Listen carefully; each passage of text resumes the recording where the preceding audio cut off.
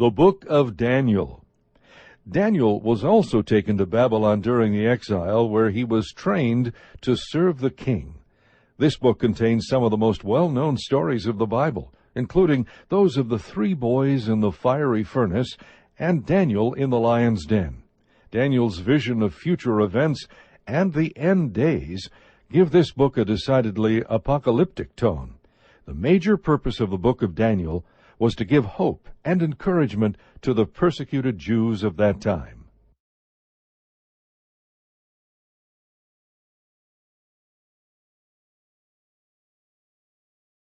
The Book of Daniel, Chapter 1. In the 3rd year of the reign of Jehoiakim, king of Judah, Nebuchadnezzar, king of Babylon, came to Jerusalem and besieged it. The Lord gave Jehoiakim, king of Judah, into his hand, along with some of the vessels of the house of God, and he brought them to the land of Shinar, to the house of his God, and he brought the vessels into the treasury of his God. Then the king ordered Ashpenaz, the chief of his officials, to bring in some of the sons of Israel, including some of the royal family and of the nobles, youths in whom was no defect, who were good-looking, showing intelligence in every branch of wisdom, endowed with understanding and discerning knowledge, and who had ability for serving the king's court. And he ordered him to teach them the literature and language of the Chaldeans. The king appointed for them a daily ration from the king's choice food and from the wine which he drank, and appointed that they should be educated 3 years, at the end of which they were to enter the king's personal service. Now among them from the sons of Judah were Daniel, Hananiah, Mishael, and Azariah. Then the commander of the officials assigned new names to them, and to Daniel he assigned the name Belteshazzar, to Hananiah Shadrach, to Mishael Meshach, and to Azariah Abednego. But Daniel made up his mind that he would not defile himself with the king's choice food, or with the wine which he drank.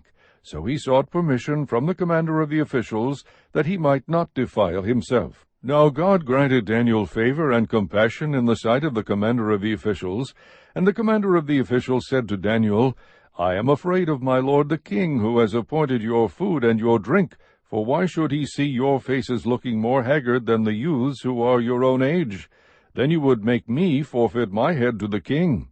But Daniel said to the overseer, whom the commander of the officials had appointed over Daniel, Hananiah, Mishael, and Azariah, Please test your servants for 10 days, and let us be given some vegetables to eat and water to drink. Then let our appearance be observed in your presence, and the appearance of the youths who are eating the king's choice food, and deal with your servants according to what you see.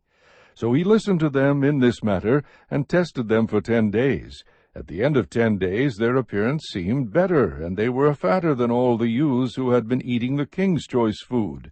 So the overseer continued to withhold their choice food, and the wine they were to drink, and kept giving them vegetables. As for these 4 youths, God gave them knowledge and intelligence in every branch of literature and wisdom. Daniel even understood all kinds of visions and dreams. Then at the end of the days which the king had specified for presenting them, the commander of the officials presented them before Nebuchadnezzar. The king talked with them, and out of them all not one was found like Daniel, Hananiah, Mishael, and Azariah. So they entered the king's personal service. As for every matter of wisdom and understanding about which the king consulted them, he found them 10 times better than all the magicians and conjurers who were in all his realm. And Daniel continued until the 1st year of Cyrus the king. Chapter 2. Now in the 2nd year of the reign of Nebuchadnezzar, Nebuchadnezzar had dreams, and his spirit was troubled, and his sleep left him. Then the king gave orders to call in the magicians, the conjurers, the sorcerers, and the Chaldeans to tell the king his dreams. So they came in and stood before the king. The king said to them, I had a dream, and my spirit is anxious to understand the dream.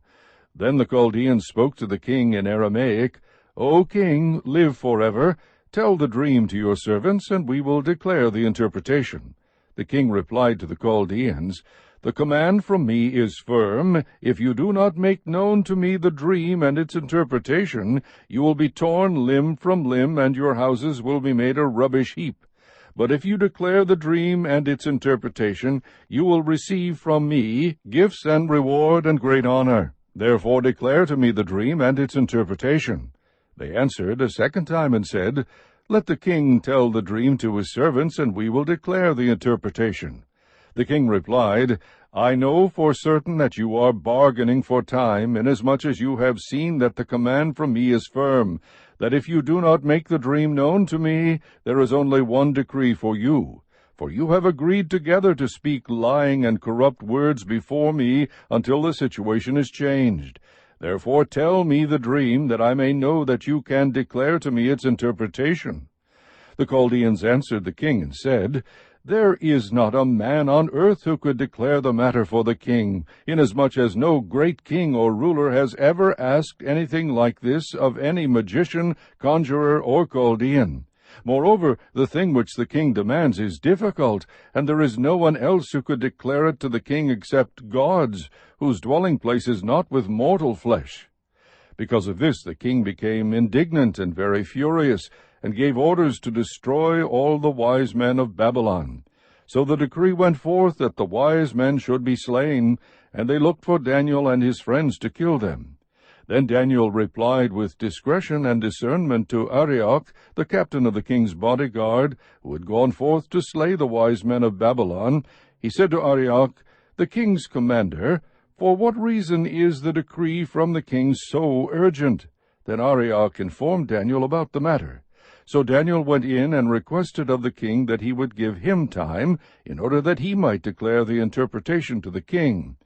Then Daniel went to his house and informed his friends, Hananiah, Mishael, and Azariah, about the matter, so that they might request compassion from the God of heaven concerning this mystery, so that Daniel and his friends would not be destroyed with the rest of the wise men of Babylon. Then the mystery was revealed to Daniel in a night vision. Then Daniel blessed the God of heaven. Daniel said, Let the name of God be blessed forever and ever, for wisdom and power belong to him. It is he who changes the times and the epochs. He removes kings and establishes kings. He gives wisdom to wise men and knowledge to men of understanding. It is he who reveals the profound and hidden things. He knows what is in the darkness, and the light dwells with him. To you, O God of my fathers, I give thanks and praise, for you have given me wisdom and power. Even now you have made known to me what we requested of you, for you have made known to us the king's matter. Therefore Daniel went in to Arioch, whom the king had appointed to destroy the wise men of Babylon. He went and spoke to him as follows, Do not destroy the wise men of Babylon. Take me into the king's presence, and I will declare the interpretation to the king.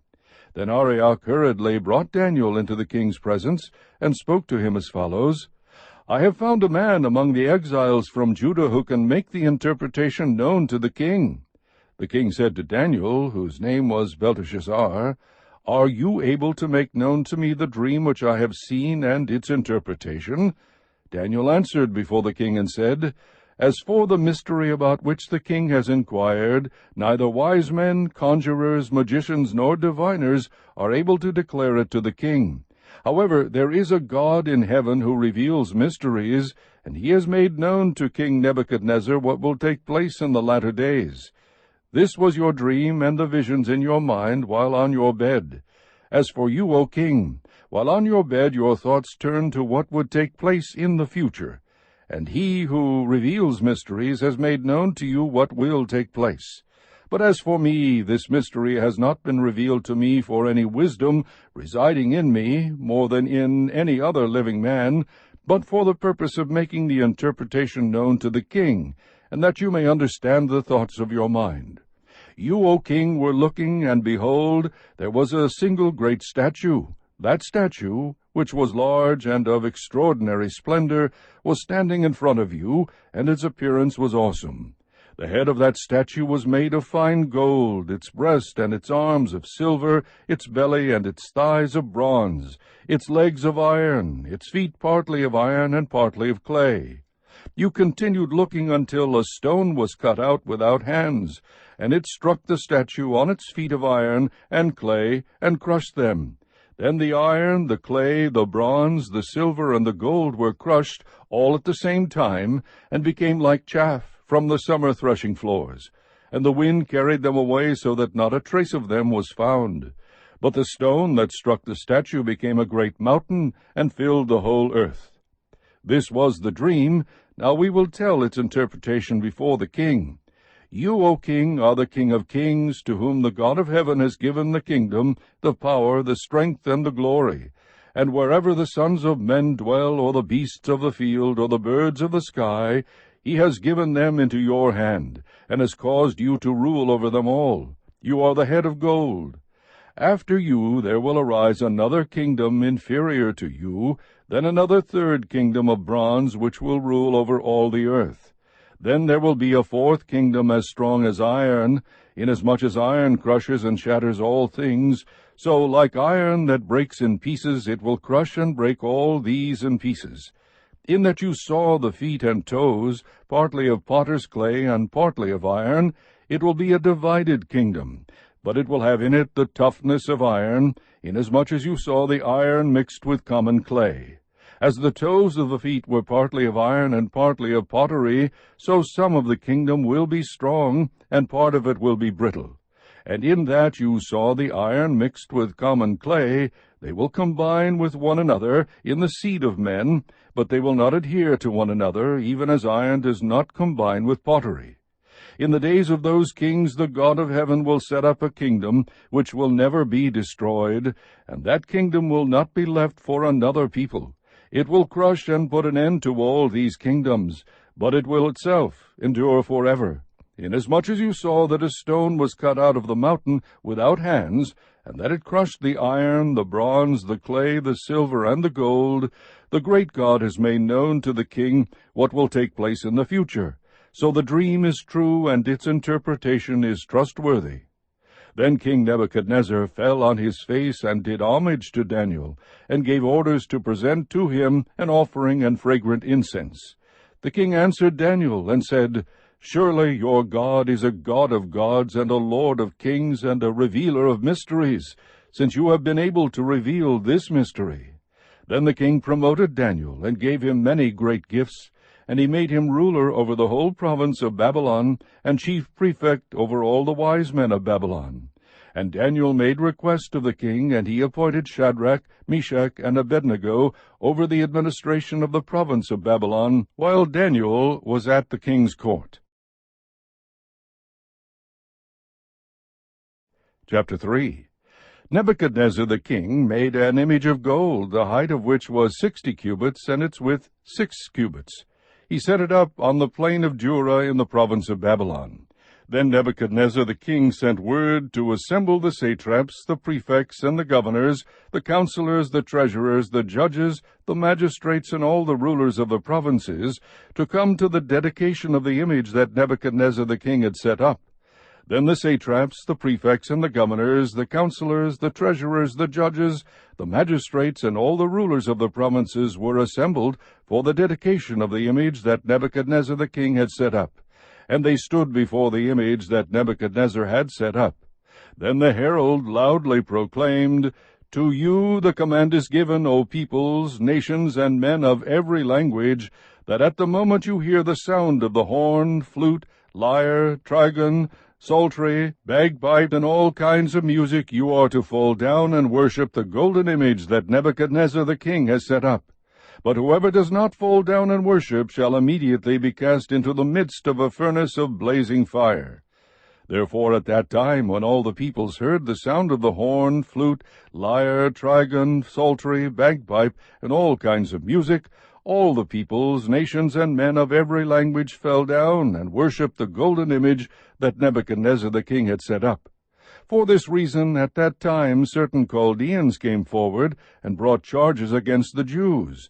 They responded and said to Nebuchadnezzar the king, O king, live forever. You, O king, have made a decree that every man who hears the sound of the horn, flute, lyre, trigon, psaltery, and bagpipe, and all kinds of music, is to fall down and worship the golden image. But whoever does not fall down and worship shall be cast into the midst of a furnace of blazing fire.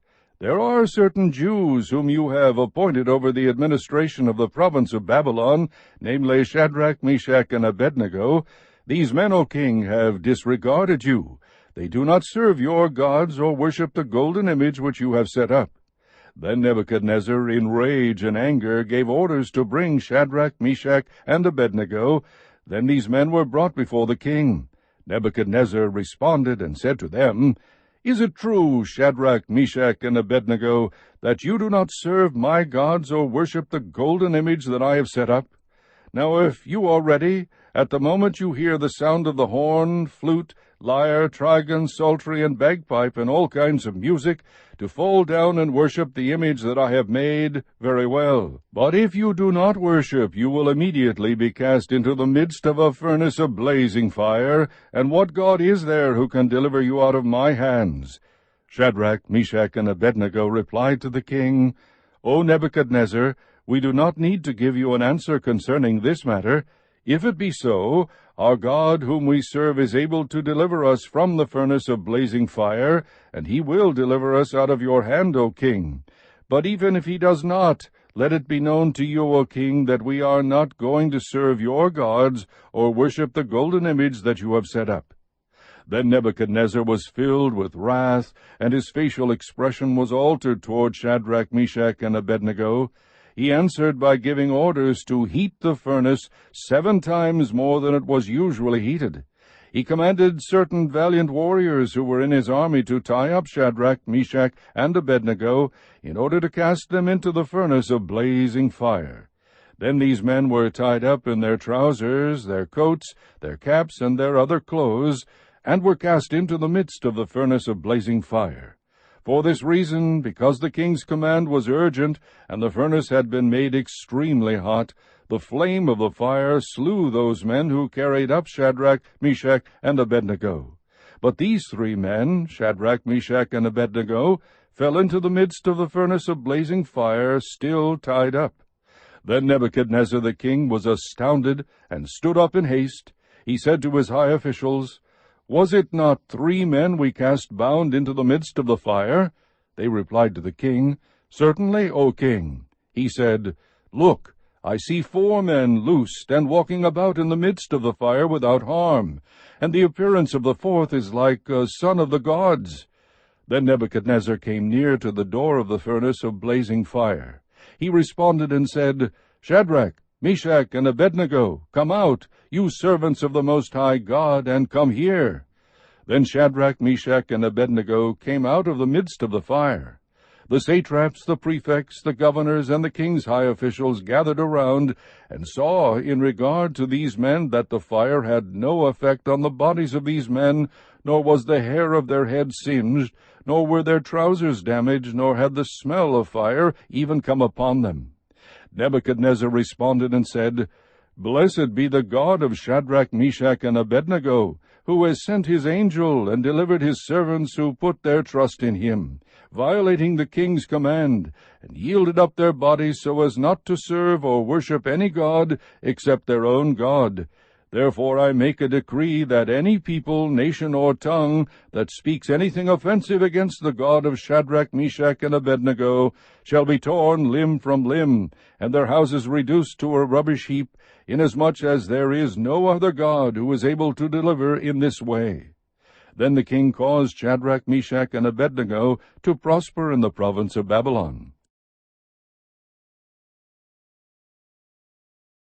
Chapter 4. Nebuchadnezzar, the king to all the peoples, nations, and men of every language that live in all the earth.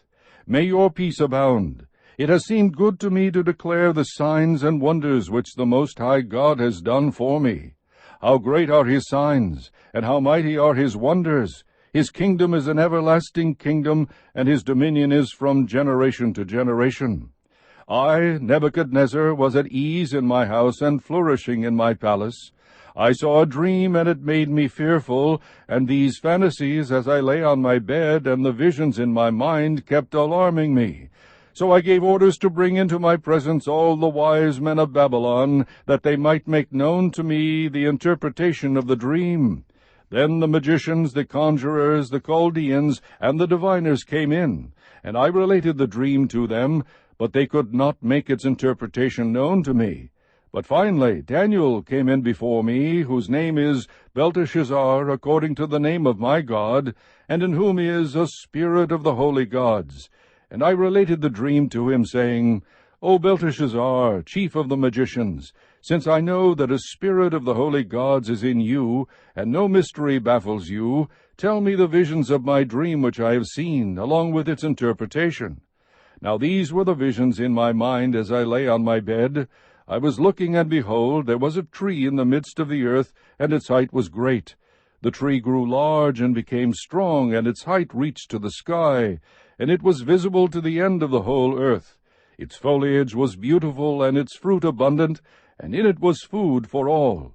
The beasts of the field found shade under it, and the birds of the sky dwelt in its branches, and all living creatures fed themselves from it.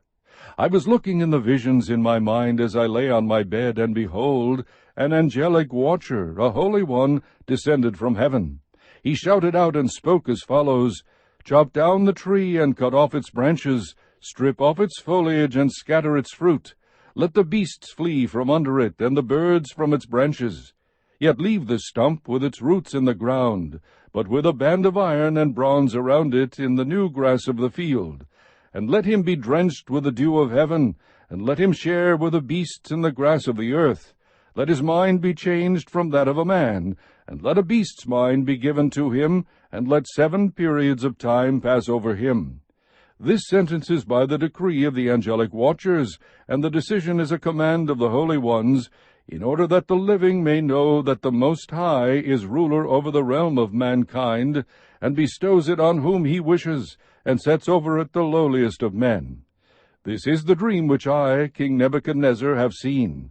Now you, Belteshazzar, tell me its interpretation, inasmuch as none of the wise men of my kingdom is able to make known to me the interpretation.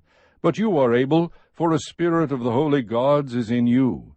Then Daniel, whose name is Belteshazzar, was appalled for a while as his thoughts alarmed him. The king responded and said, Belteshazzar, do not let the dream or its interpretation alarm you. Belteshazzar replied, My lord, if only the dream applied to those who hate you, and its interpretation to your adversaries. The tree that you saw, which became large and grew strong, whose height reached to the sky and was visible to all the earth, and whose foliage was beautiful, and its fruit abundant, and in which was food for all, under which the beasts of the field dwelt, and in whose branches the birds of the sky lodged, it is you, O king. For you have become great and grown strong, and your majesty has become great and reached to the sky, and your dominion to the end of the earth. In that the king saw an angelic watcher, a holy one, descending from heaven, and saying, Chop down the tree and destroy it, yet leave the stump with its roots in the ground, but with a band of iron and bronze around it in the new grass of the field, and let him be drenched with the dew of heaven, and let him share with the beasts of the field until 7 periods of time pass over him. This is the interpretation, O king, and this is the decree of the Most High, which has come upon my lord the king, that you be driven away from mankind, and your dwelling place be with the beasts of the field, and you be given grass to eat like cattle, and be drenched with the dew of heaven. And 7 periods of time will pass over you until you recognize that the Most High is ruler over the realm of mankind, and bestows it on whomever he wishes. And in that it was commanded to leave the stump with the roots of the tree, your kingdom will be assured to you after you recognize that it is heaven that rules. Therefore, O king, may my advice be pleasing to you. Break away now from your sins by doing righteousness, and from your iniquities by showing mercy to the poor, in case there may be a prolonging of your prosperity. All this happened to Nebuchadnezzar the king. 12 months later he was walking on the roof of the royal palace of Babylon. The king reflected and said, Is this not Babylon the Great, which I myself have built as a royal residence by the might of my power and for the glory of my majesty?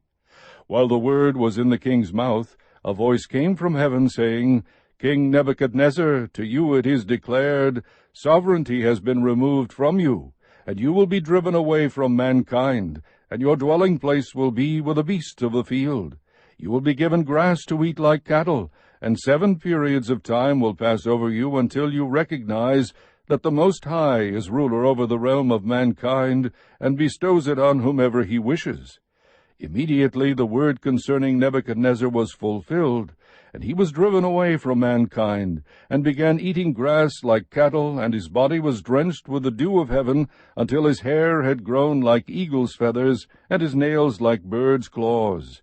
But at the end of that period, I, Nebuchadnezzar, raised my eyes toward heaven, and my reason returned to me, and I blessed the Most High, and praised and honored him who lives forever.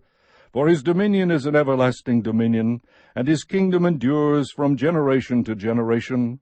All the inhabitants of the earth are accounted as nothing, but he does according to his will in the host of heaven and among the inhabitants of earth, and no one can ward off his hand or say to him, What have you done? At that time my reason returned to me, and my majesty and splendor were restored to me for the glory of my kingdom, and my counselors and my nobles began seeking me out. So I was re-established in my sovereignty, and surpassing greatness was added to me. Now I, Nebuchadnezzar, praise, exalt, and honor the King of heaven, for all his works are true, and his ways just, and he is able to humble those who walk in pride. Chapter 5. Belshazzar the king held a great feast for 1,000 of his nobles, and he was drinking wine in the presence of the 1,000.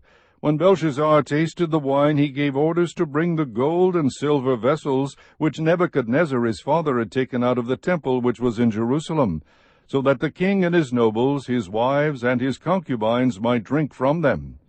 Then they brought the gold vessels that had been taken out of the temple, the house of God which was in Jerusalem, and the king and his nobles, his wives, and his concubines drank from them.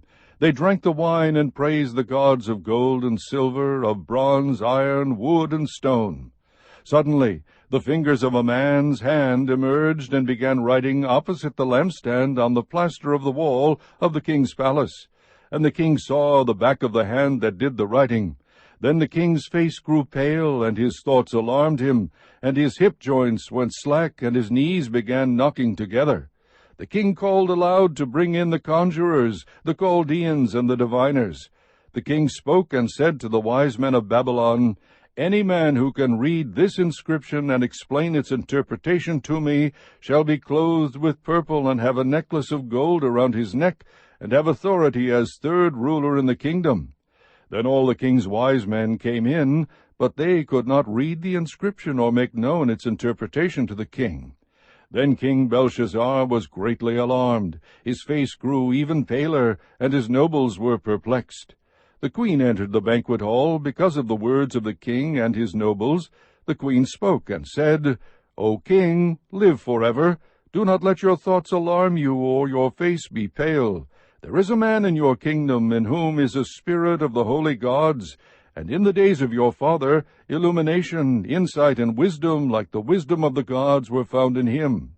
And King Nebuchadnezzar your father the king, appointed him chief of the magicians, conjurers, Chaldeans, and diviners.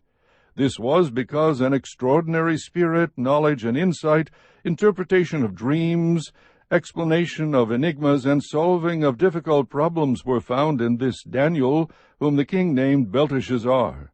Let Daniel now be summoned, and he will declare the interpretation.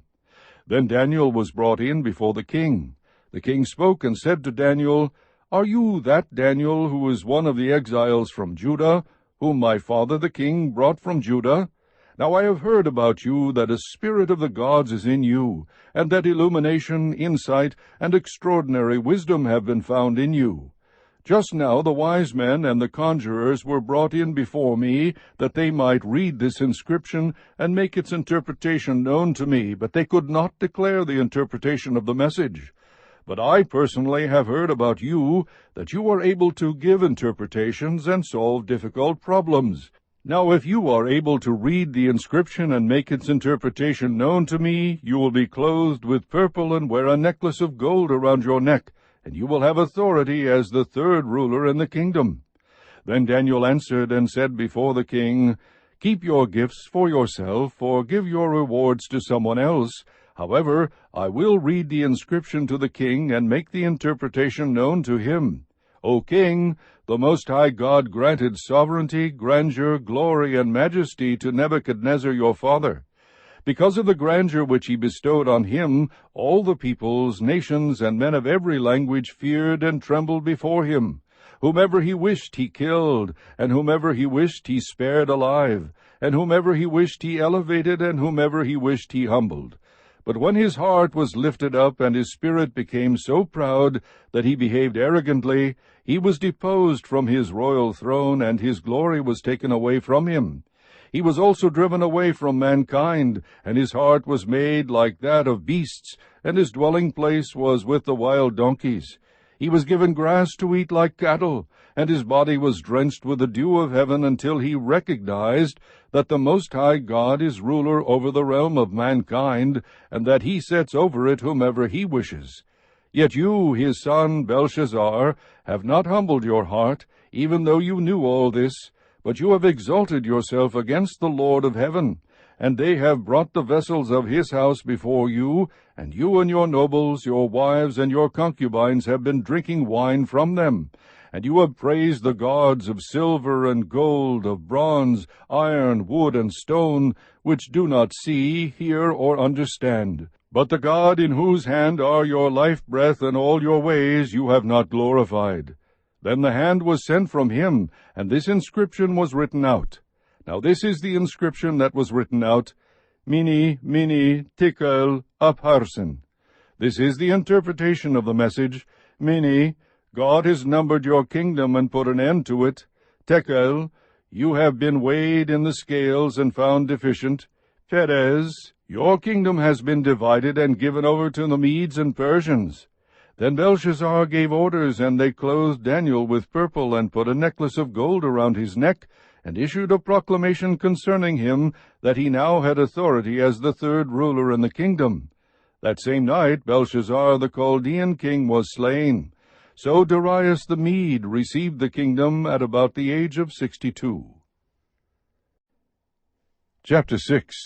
It seemed good to Darius to appoint 120 satraps over the kingdom, that they would be in charge of the whole kingdom, and over them 3 commissioners, of whom Daniel was one, that these satraps might be accountable to them, and that the king might not suffer loss. Then this Daniel began distinguishing himself among the commissioners and satraps, because he possessed an extraordinary spirit, and the king planned to appoint him over the entire kingdom. Then the commissioners and satraps began trying to find a ground of accusation against Daniel in regard to government affairs, but they could find no ground of accusation or evidence of corruption, inasmuch as he was faithful, and no negligence or corruption was to be found in him.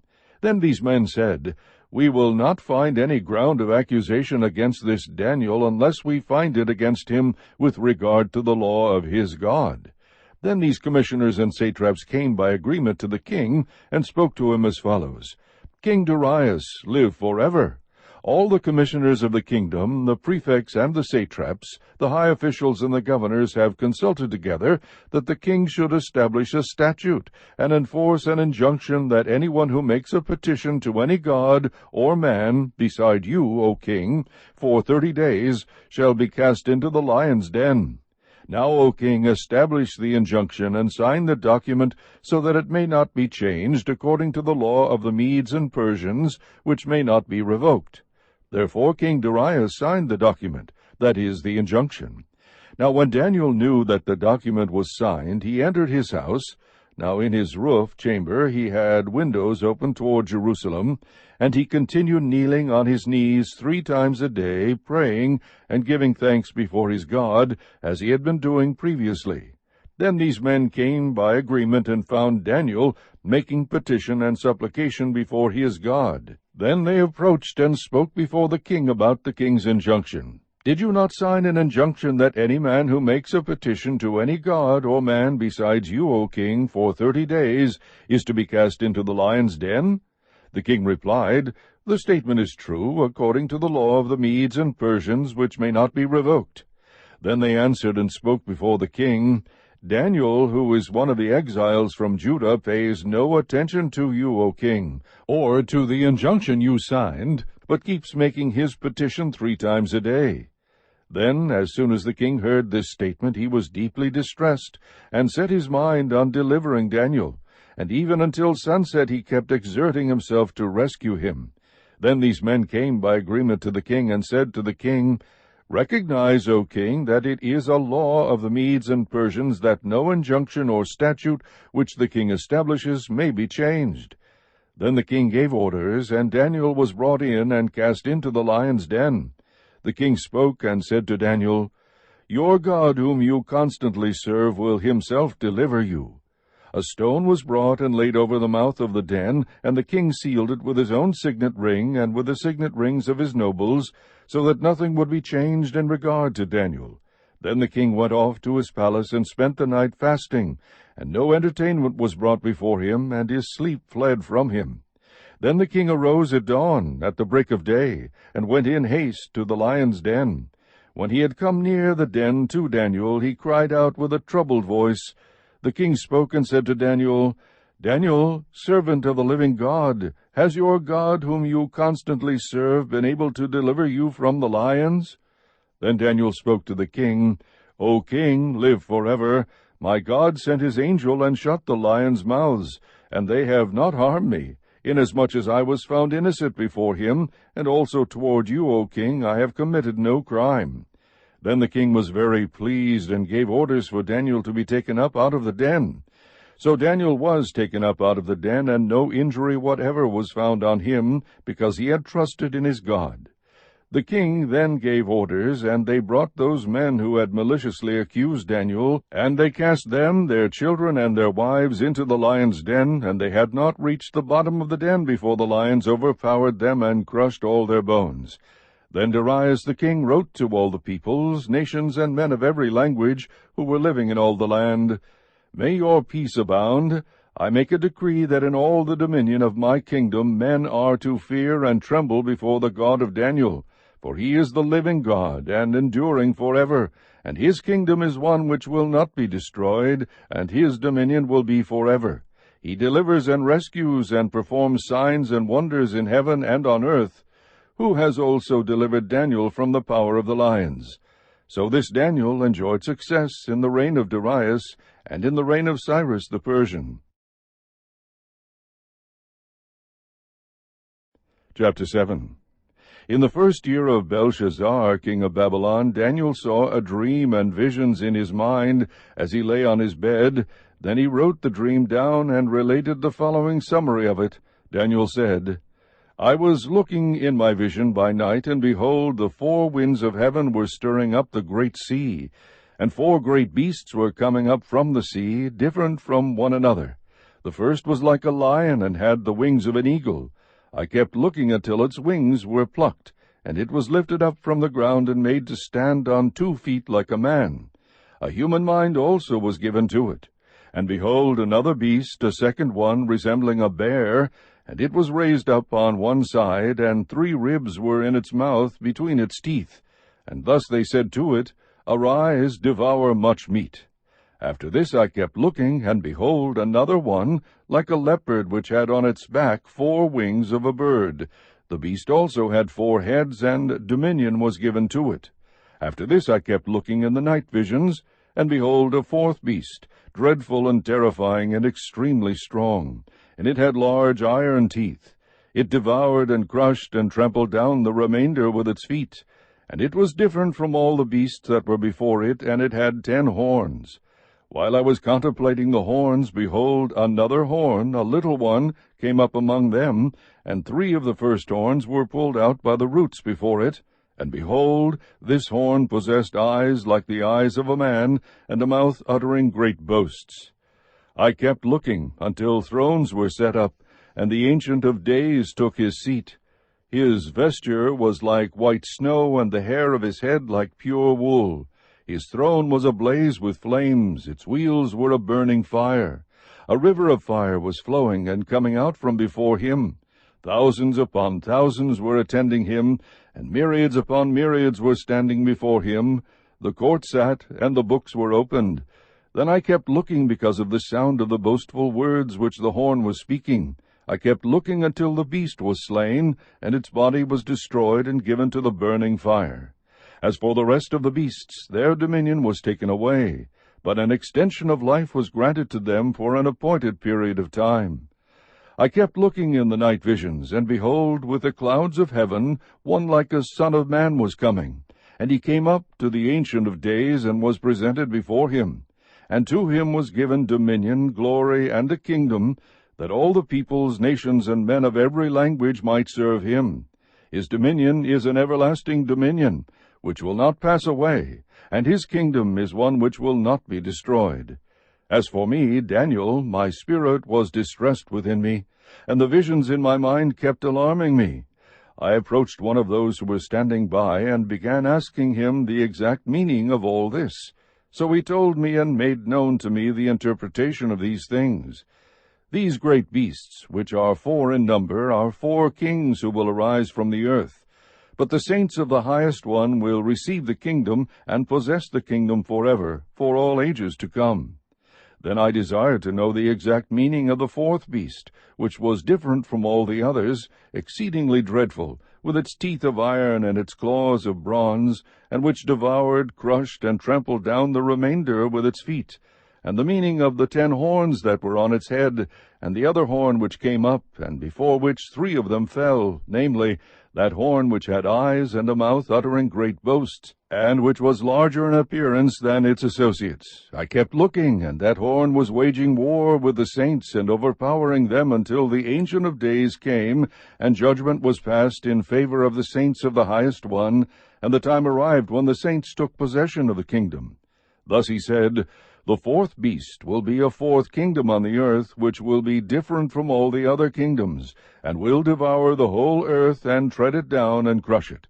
As for the 10 horns, out of this kingdom 10 kings will arise, and another will arise after them, and he will be different from the previous ones, and will subdue 3 kings.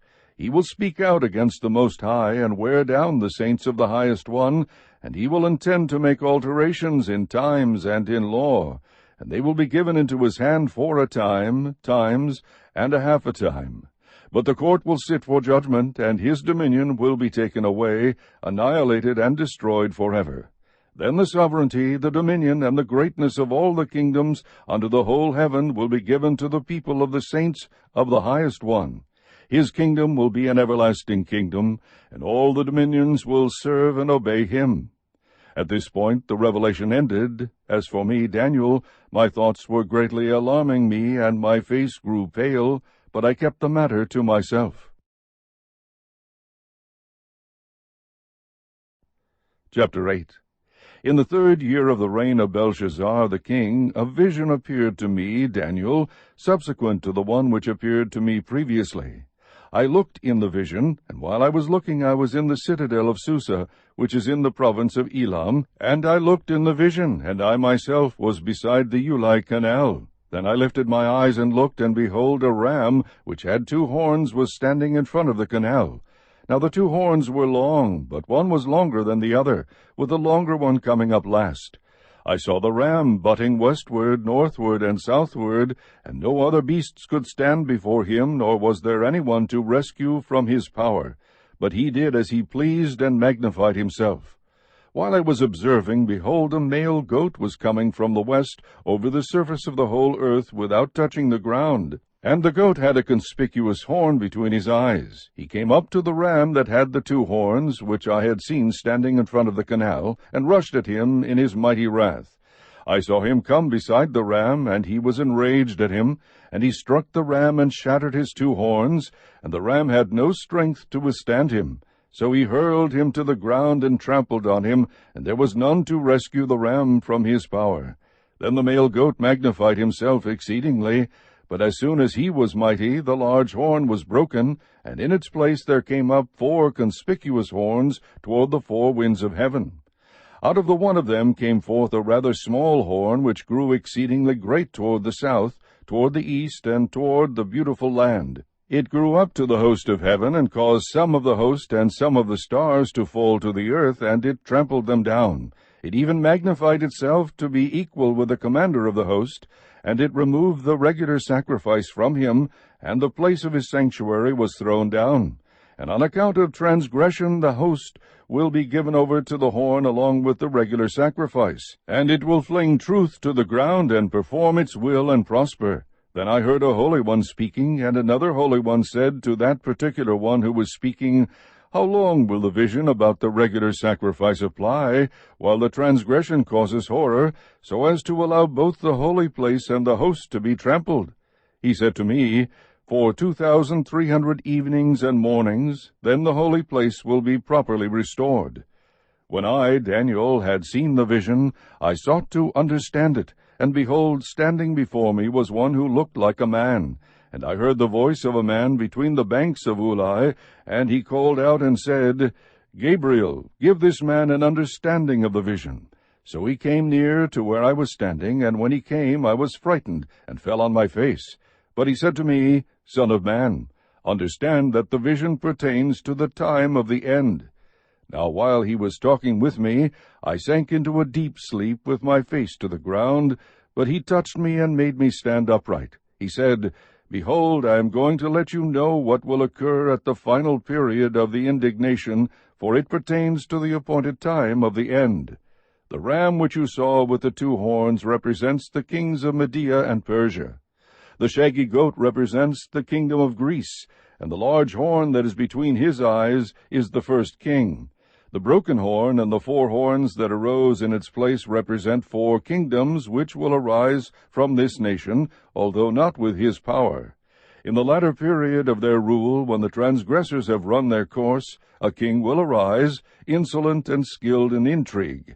His power will be mighty, but not by his own power, and he will destroy to an extraordinary degree, and prosper and perform his will. He will destroy mighty men and the holy people. And through his shrewdness he will cause deceit to succeed by his influence, and he will magnify himself in his heart, and he will destroy many while they are at ease. He will even oppose the Prince of Princes, but he will be broken without human agency. The vision of the evenings and mornings which has been told is true, but keep the vision secret, for it pertains to many days in the future. Then I, Daniel, was exhausted and sick 4 days. Then I got up again and carried on the king's business, but I was astounded at the vision, and there was none to explain it. Chapter 9. In the 1st year of Darius the son of Ahasuerus, of Median descent, who was made king over the kingdom of the Chaldeans, in the 1st year of his reign, I, Daniel, observed in the books the number of the years which was revealed as the word of the Lord to Jeremiah the prophet for the completion of the desolation of Jerusalem, namely 70 years. So I gave my attention to the Lord God to seek him by prayer and supplications with fasting, sackcloth, and ashes. I prayed to the Lord my God, and confessed, and said, Alas, O Lord, the great and awesome God, who keeps his covenant and loving-kindness for those who love him and keep his commandments, we have sinned, committed iniquity, acted wickedly, and rebelled, even turning aside from your commandments and ordinances. Moreover, we have not listened to your servants the prophets, who spoke in your name to our kings, our princes, our fathers, and all the people of the land. Righteousness belongs to you, O Lord, but to us open shame, as it is this day, to the men of Judah, the inhabitants of Jerusalem, and all Israel, those who are nearby, and those who are far away in all the countries to which you have driven them, because of their unfaithful deeds which they have committed against you. Open shame belongs to us, O Lord, to our kings, our princes, and our fathers, because we have sinned against you. To the Lord our God belong compassion and forgiveness, for we have rebelled against him, nor have we obeyed the voice of the Lord our God to walk in his teachings which he set before us through his servants the prophets. Indeed, all Israel has transgressed your law and turned aside, not obeying your voice. So the curse has been poured out on us, along with the oath which is written in the law of Moses, the servant of God, for we have sinned against him. Thus he has confirmed his words which he had spoken against us and against our rulers who ruled us, to bring on us great calamity. For unto the whole heaven there has not been done anything like was done to Jerusalem. As it is written in the law of Moses, all this calamity has come on us, yet we have not sought the favor of the Lord our God by turning from our iniquity and giving attention to your truth. Therefore the Lord has kept the calamity in store, and brought it on us. For the Lord our God is righteous with respect to all his deeds which he has done, but we have not obeyed his voice. And now, O Lord our God, we have brought your people out of the land of Egypt with a mighty hand, and have made a name for yourself, as it is this day. We have sinned, we have been wicked. O Lord, in accordance with all your righteous acts, let now your anger and your wrath turn away from your city Jerusalem, your holy mountain. For because of our sins and the iniquities of our fathers, Jerusalem and your people have become a reproach to all those around us. So now, our God, listen to the prayer of your servant and to his supplications, and for your sake, O Lord, let your face shine on your desolate sanctuary. O my God, incline your ear and hear. Open your eyes and see our desolations and the city which is called by your name. For we are not presenting our supplications before you on account of any merits of our own, but on account of your great compassion. O Lord, hear. O Lord, forgive. O Lord, listen and take action. For your own sake, O my God, do not delay, because your city and your people are called by your name.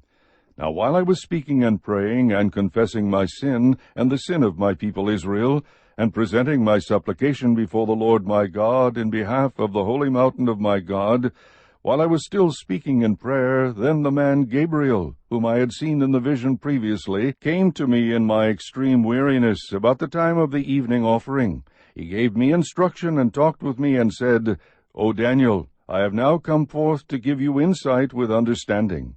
At the beginning of your supplications the command was issued, and I have come to tell you, for you are highly esteemed. So give heed to the message and gain understanding of the vision. 70 weeks have been decreed for your people and your holy city to finish the transgression, to make an end of sin, to make atonement for iniquity, to bring in everlasting righteousness, to seal up vision and prophecy, and to anoint the most holy place. So you are to know and discern that from the issuing of a decree to restore and rebuild Jerusalem until Messiah the Prince there will be 7 weeks and 62 weeks. It will be built again with plaza and moat, even in times of distress.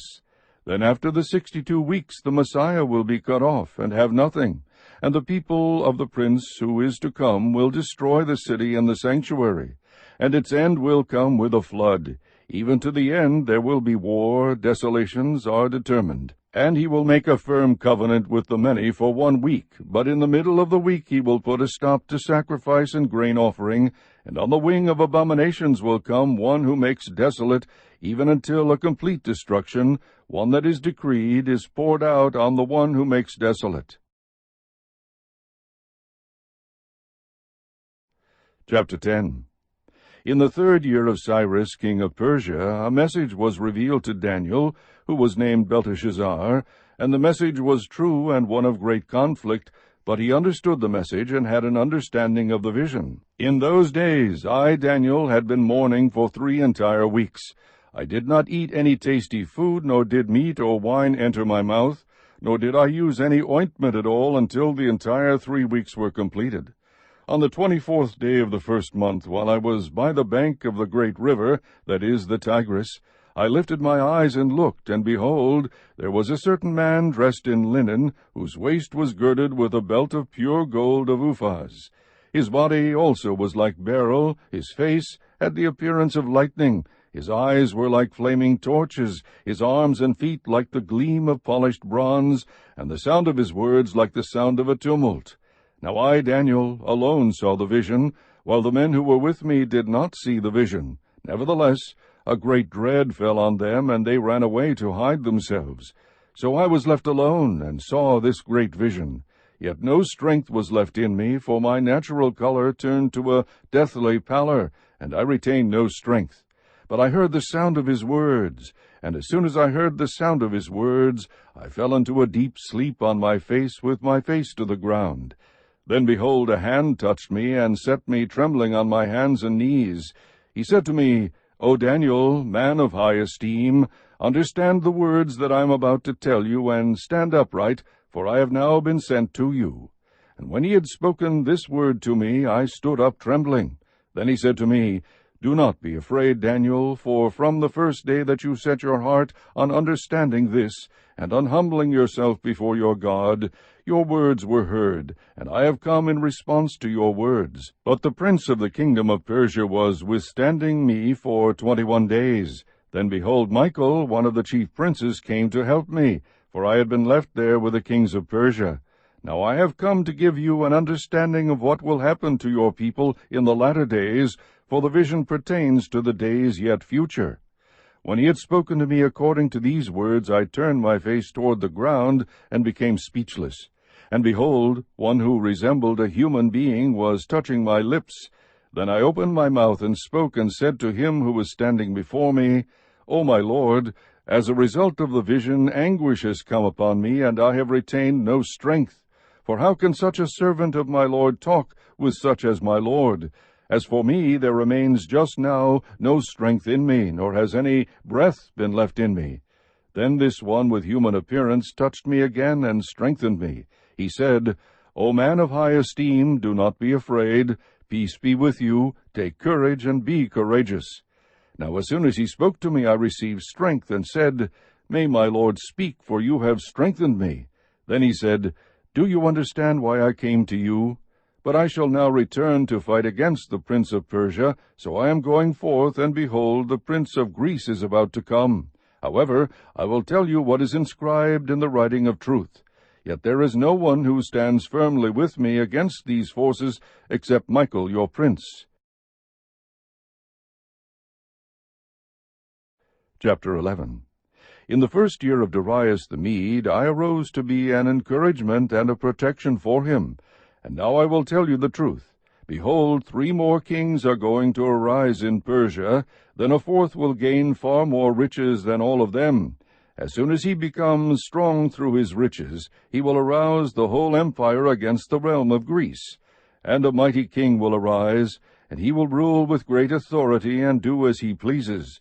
But as soon as he has arisen, his kingdom will be broken up and parceled out toward the 4 points of the compass, though not to his own descendants, nor according to his authority which he wielded, for his sovereignty will be uprooted and given to others besides them. Then the king of the south will grow strong, along with one of his princes, who will gain ascendancy over him and obtain dominion. His dominion will be a great dominion indeed. After some years they will form an alliance, and the daughter of the king of the south will come to the king of the north to carry out a peaceful arrangement. But she will not retain her position of power, nor will he remain with his power, but she will be given up, along with those who brought her in, and the one who sired her, as well as he who supported her in those times. But one of the descendants of her line will arise in his place, and he will come against their army, and enter the fortress of the king of the north, and he will deal with them and display great strength. Also their gods with their metal images and their precious vessels of silver and gold he will take into captivity to Egypt, and he on his part will refrain from attacking the king of the north for some years. Then the latter will enter the realm of the king of the south, but will return to his own land. His sons will mobilize and assemble a multitude of great forces, and one of them will keep on coming and overflow and pass through, that he may again wage war up to his very fortress. The king of the south will be enraged, and go forth and fight with the king of the north. Then the latter will raise a great multitude, but that multitude will be given into the hand of the former. When the multitude is carried away, his heart will be lifted up, and he will cause tens of thousands to fall, yet he will not prevail. For the king of the north will again raise a greater multitude than the former, and after an interval of some years he will press on with a great army and much equipment. Now in those times many will rise up against the king of the south. The violent ones among your people will also lift themselves up in order to fulfill the vision, but they will fall down. Then the king of the north will come, cast up a siege ramp, and capture a well-fortified city, and the forces of the south will not stand their ground, not even their choicest troops, for there will be no strength to make a stand.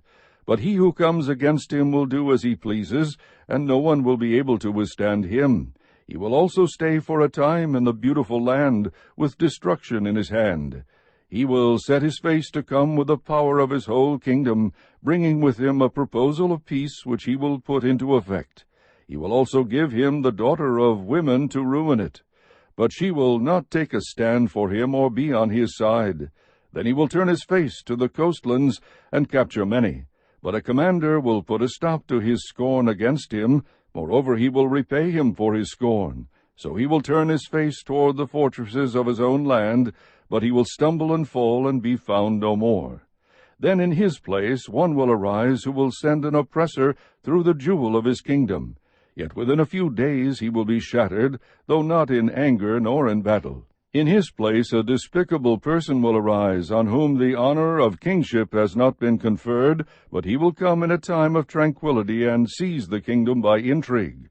The overflowing forces will be flooded away before him and shattered, and also the prince of the covenant. After an alliance is made with him, he will practice deception, and he will go up and gain power with a small force of people. In a time of tranquility, he will enter the richest parts of the realm, and he will accomplish what his fathers never did, nor his ancestors. He will distribute plunder, booty, and possessions among them, and he will devise his schemes against strongholds, but only for a time. He will stir up his strength and courage against the king of the south with a large army. So the king of the south will mobilize an extremely large and mighty army for war, but he will not stand, for schemes will be devised against him. Those who eat his choice food will destroy him, and his army will overflow, but many will fall down slain. As for both kings, their hearts will be intent on evil, and they will speak lies to each other at the same table. But it will not succeed, for the end is still to come at the appointed time. Then he will return to his land with much plunder, but his heart will be set against the holy covenant, and he will take action and then return to his own land. At the appointed time he will return and come into the south, but this last time it will not turn out the way it did before. For ships of Kittim will come against him. Therefore he will be disheartened, and will return and become enraged at the holy covenant, and take action. So he will come back and show regard for those who forsake the holy covenant. Forces from him will arise, desecrate the sanctuary fortress, and do away with the regular sacrifice. And they will set up the abomination of desolation. By smooth words he will turn to godlessness those who act wickedly toward the covenant, but the people who know their God will display strength and take action. Those who have insight among the people will give understanding to the many. Yet they will fall by sword and by flame, by captivity and by plunder for many days. Now when they fall, they will be granted a little help, and many will join with them in hypocrisy. Some of those who have insight will fall, in order to refine, purge, and make them pure until the end time, because it is still to come at the appointed time. Then the king will do as he pleases, and he will exalt and magnify himself above every god, and will speak monstrous things against the God of gods, and he will prosper until the indignation is finished, for that which is decreed will be done. He will show no regard for the gods of his fathers, or for the desire of women, nor will he show regard for any other god, for he will magnify himself above them all. But instead he will honor a God of fortresses, a God whom his fathers did not know. He will honor him with gold, silver, costly stones, and treasures. He will take action against the strongest of fortresses with the help of a foreign god. He will give great honor to those who acknowledge him, and will cause them to rule over the many, and will parcel out land for a price. At the end time the king of the south will collide with him, and the king of the north will storm against him with chariots, with horsemen, and with many ships, and he will enter countries, overflow them, and pass through. He will also enter the beautiful land, and many countries will fall, but these will be rescued out of his hand, Edom, Moab, and the foremost of the sons of Ammon. Then he will stretch out his hand against other countries, and the land of Egypt will not escape. But he will gain control over the hidden treasures of gold and silver, and over all the precious things of Egypt, and Libyans and Ethiopians will follow at his heels. But rumors from the east and from the north will disturb him, and he will go forth with great wrath to destroy and annihilate many. He will pitch the tents of his royal pavilion between the seas and the beautiful holy mountain, yet he will come to his end, and no one will help him. Chapter 12. Now at that time Michael, the great prince who stands guard over the sons of your people, will arise, and there will be a time of distress such as never occurred since there was a nation until that time. And at that time your people, every one who is found written in the book, will be rescued. Many of those who sleep in the dust of the ground will awake, these to everlasting life, but the others to disgrace and everlasting contempt. Those who have insight will shine brightly like the brightness of the expanse of heaven, and those who lead the many to righteousness like the stars forever and ever. But as for you, Daniel, conceal these words and seal up the book until the end of time. Many will go back and forth, and knowledge will increase. Then I, Daniel, looked, and behold, 2 others were standing, one on this bank of the river, and the other on that bank of the river. And one said to the man dressed in linen, who was above the waters of the river, How long will it be until the end of these wonders? I heard the man dressed in linen, who was above the waters of the river, as he raised his right hand and his left toward heaven, and swore by him who lives forever, that it would be for a time, times, and half a time. And as soon as they finished shattering the power of the holy people, all these events will be completed. As for me, I heard but could not understand, so I said, My Lord, what will be the outcome of these events? He said, Go your way, Daniel, for these words are concealed and sealed up until the end time. Many will be purged, purified, and refined, but the wicked will act wickedly, and none of the wicked will understand, but those who have insight will understand. From the time that the regular sacrifice is abolished, and the abomination of desolation is set up, there will be 1290 days. How blessed is he who keeps waiting and attains to the 1335 days! But as for you, go your way to the end. Then you will enter into rest and rise again for your allotted portion at the end of the age.